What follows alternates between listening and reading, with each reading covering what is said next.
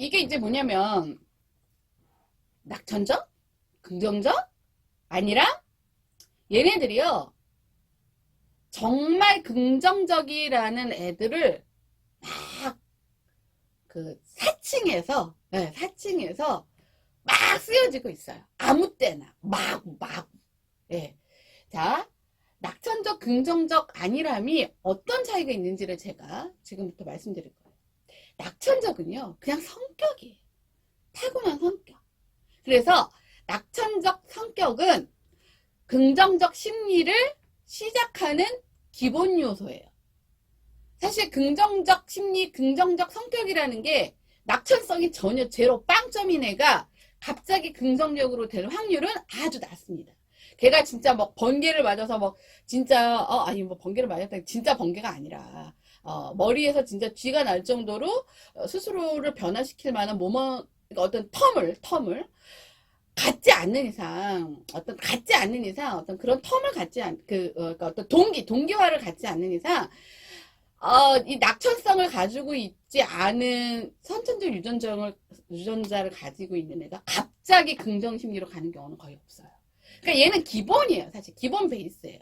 그러니까 뭐를 팔려면 수맥이 있어야 되는 것처럼 긍정적 심리를 갖고 살기 위해서는 낙천성이라는 게 있긴 있어야 돼. 코딱지만큼 있던 뭐가 있던 있긴 있어야 돼. 이 낙천성은 뭐냐면 수용이에요. 수용.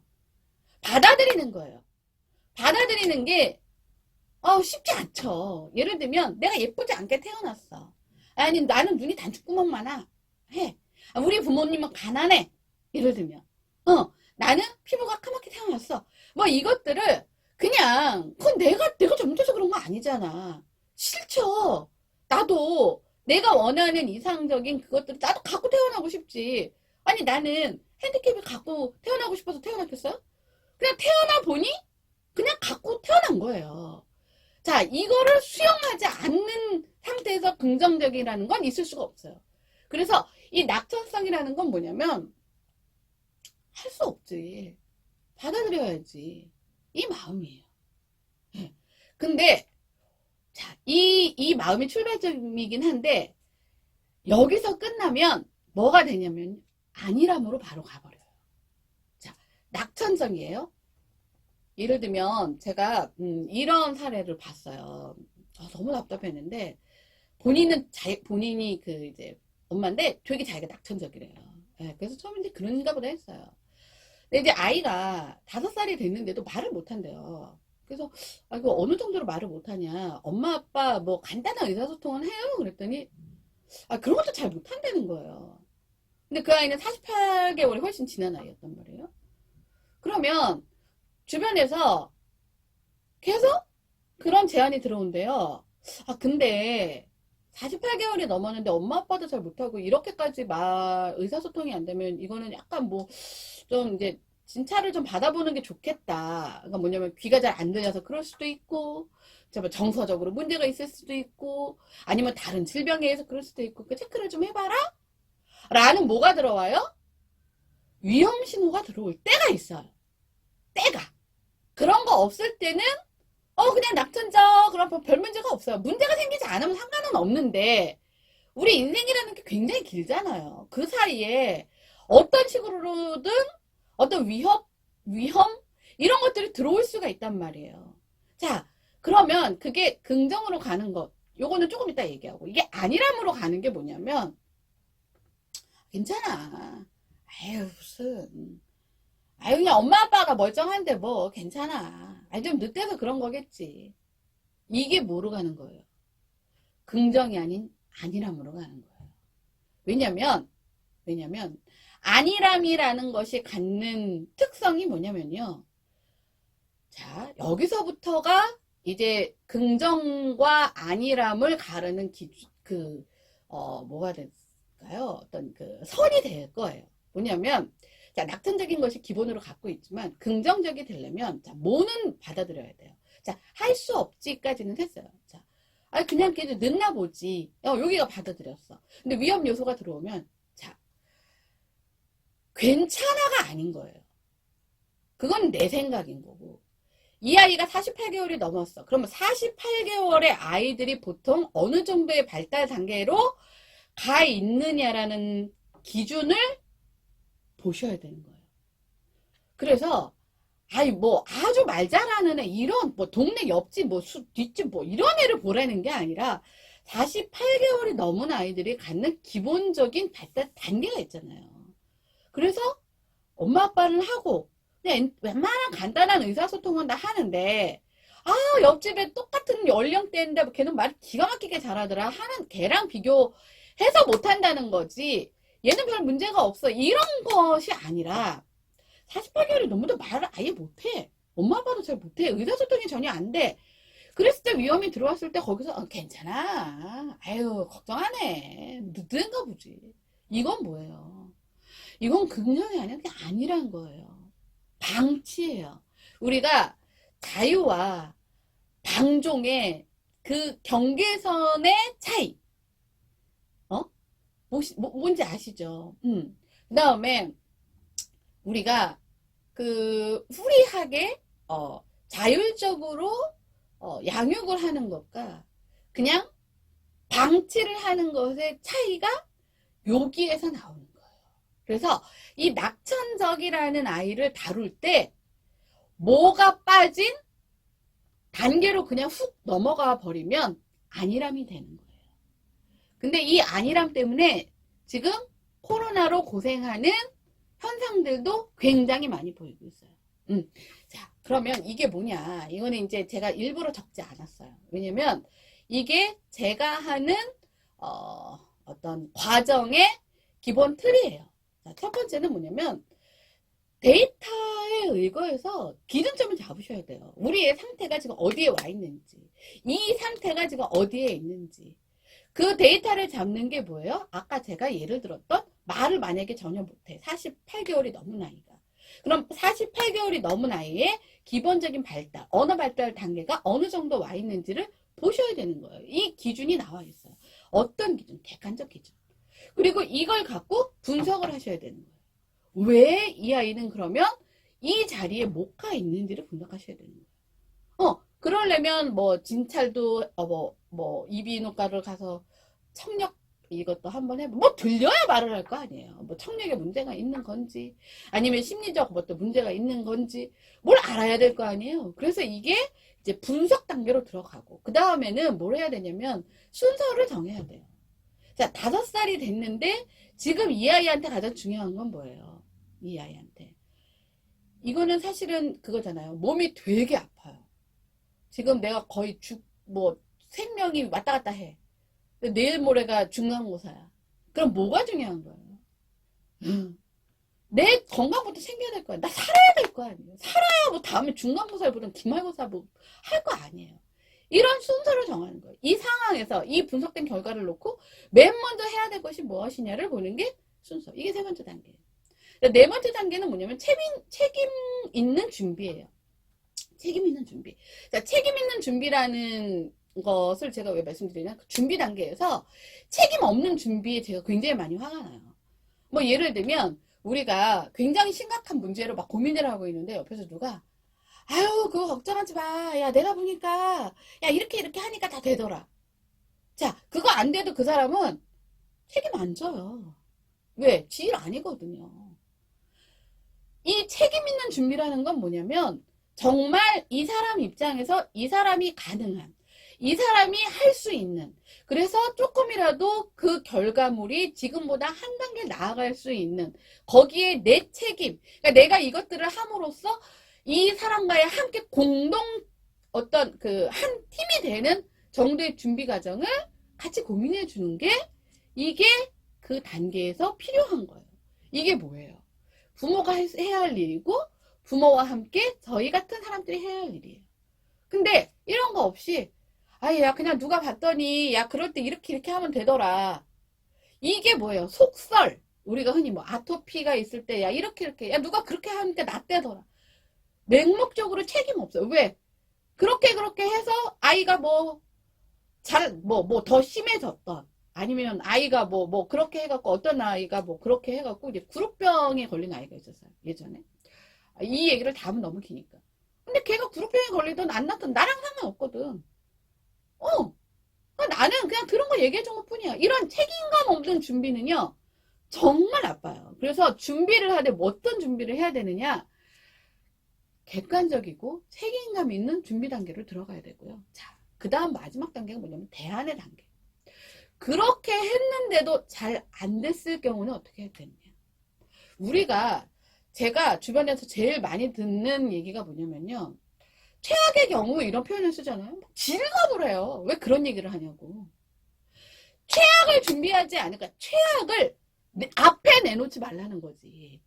자, 여태까지의 긍정심리에서의 그건 뭐냐면 부정적인 일부가 맨 앞에 와 있고 가장 큰 땅덩어리를 차지하고 있으니까 그걸 하지 말라는 거였지.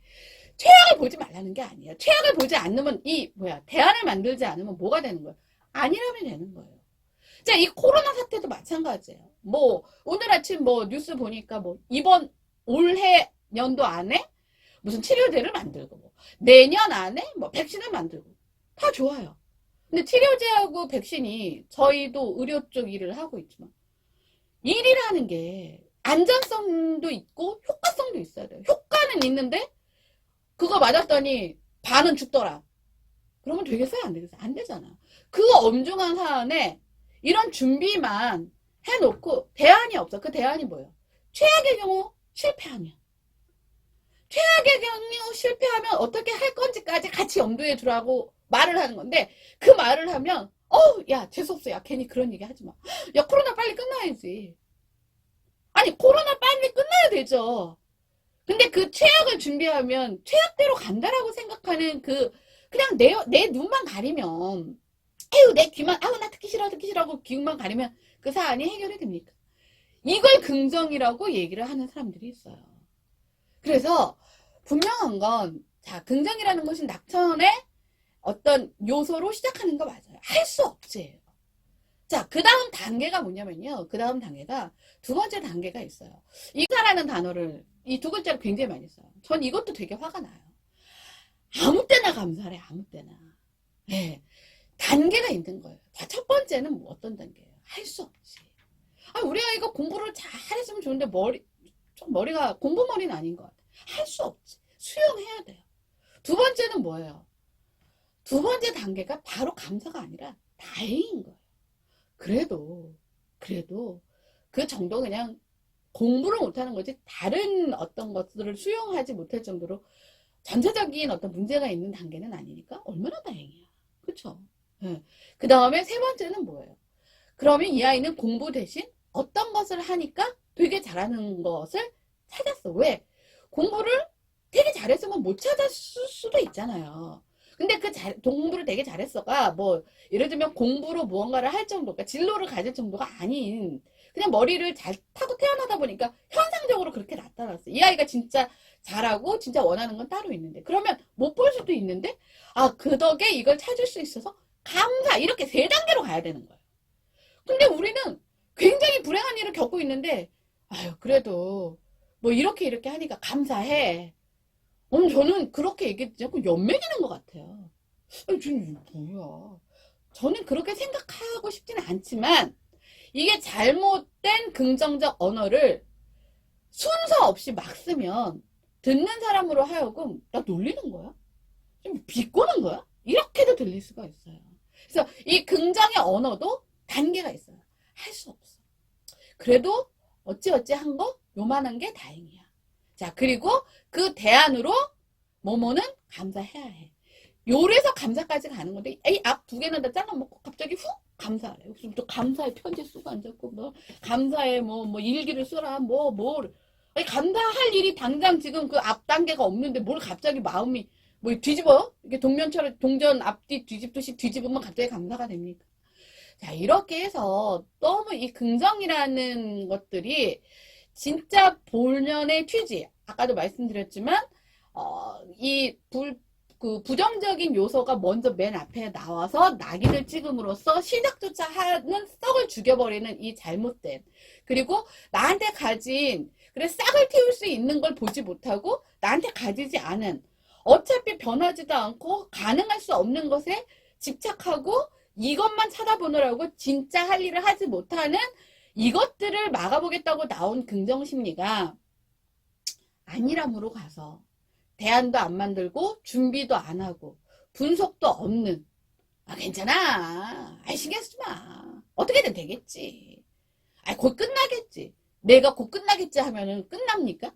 그러니까 이런 말도 안 되는 이런 것 때문에 이것은 저는 2번 상처 주는 일이라고 생각해요. 그러니까 힘든데 노출된 사람들한테 제대로 된 위로가 아닌 잘못된 위로를 함으로써 뭐 우리 성폭행 이런 것도 뭐 2차 피해 이런 게 있잖아요. 이거는 심리적으로 2차 상처를 주는 거라고 생각합니다. 그래서 여러분들이 오늘 제가 이렇게 열을 내고 얘기한 부분들을 여러분들이 실제로 지금 하고 계신지도 몰라요. 그래서 누구한테 상처 줘놓고도 자기는 상처를 줬다고 생각하지 않아. 자기는 왜? 긍정의 메시지를 보냈다고 착각하고 있기 때문이에요. 혹시 여러분들 중에 이러신 분들이 있으면 이것을 계기로 진짜 긍정이 뭔지 좀 제대로 한번 생각을 하셔야 되지 않을까 생각합니다. 자, 그러면 오늘의 선곡을 하겠습니다. 자, 그럼 너무 열을 냈더니 덥네요. 자, 오늘의 선곡은요. 그래도 이 웃음이라는 것은요, 정말 필요해요. 그리고 실제적으로 이거는 다 이게 데이터가 있는 건데, 제가 말씀드렸잖아요. 이 웃음이라는 것은 어떤 것을 잘 이루기 위한 첫 스타트, 출발, 시도인 것 같은 거예요.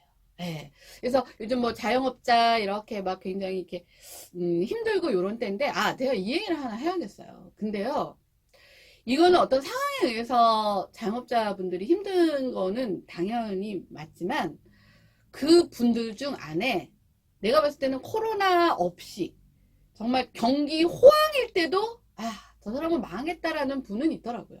그게 뭐냐면 손님을 대하는 태도에서 일단 표정이 없어. 아니면 표정이 화난 표정이야. 그리고 뭔가 이렇게 뭐 응대를 할 때 부정적 메시지를 계속 보내. 이러면 사람이 오겠어요?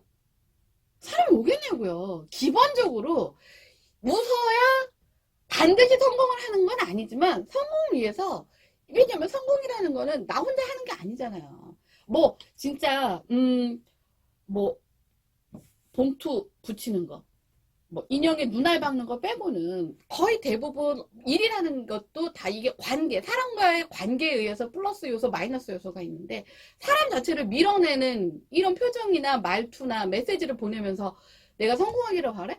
말이 되지가 않아요. 그래서 웃기는 웃어야 돼요. 근데 아까도 말했지만 웃을 일은 없어요.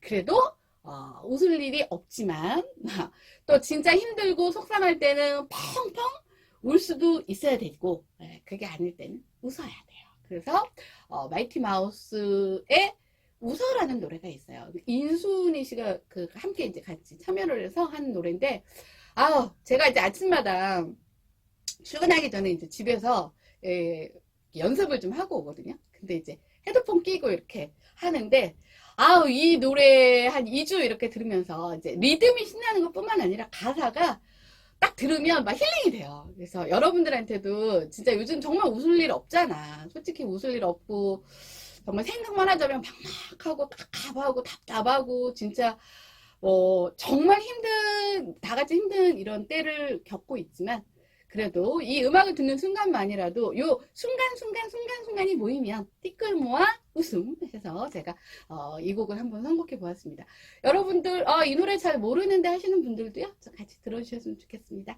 네, 그럼 다음 시간에 뵙겠습니다. 안녕.